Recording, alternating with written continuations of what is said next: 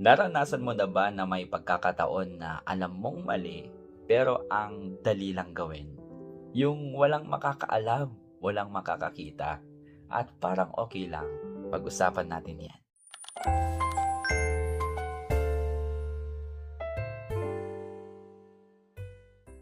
Hi guys, today let's talk about integrity. Wow, what a big word. Sa buhay natin, kagaya lang sa work, may mga moments talaga na nasusubok ang karakter natin. May shortcuts, may pwede na yan. May mga pagkakataon na alam mong hindi tama pero ginagawa ng iba.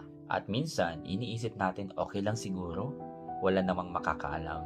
Pero my dear friend, tandaan mo ito. Kahit walang nakakakita, may Diyos na nakakakita sa atin.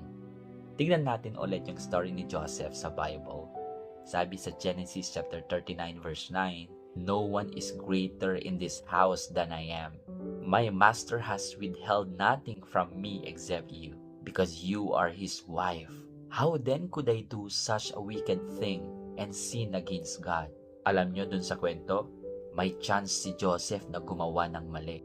Madali lang, walang makakaalam. Pero pinili niyang tumanggi. Hindi dahil takot siya sa tao, kundi dahil ayaw niyang magkasala sa Diyos. Ganun din pala dapat sa atin. Integrity is not about what you do in public.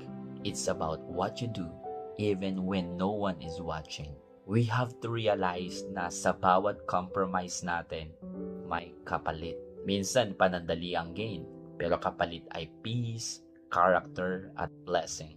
Pero bawat tamang desisyon, kahit mahirap, may reward mula sa Diyos. Maaring hindi agad, pero siguradong darating. So kung nasa situation ka ngayon na natitempt kang mag-compromise, choose what is right, not what is easy.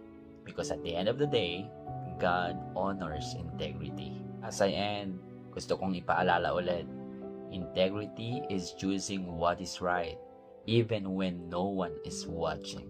Hindi dahil ginagawa ito ng nakararami, ito na ang tama. At hindi rin dahil ikaw lang ang gumagawa, ikaw na ang mali. They are to make a difference. Let us always please God, not men. If this message encouraged you today, please do share and follow for more short faith talks. God bless you, kapatid.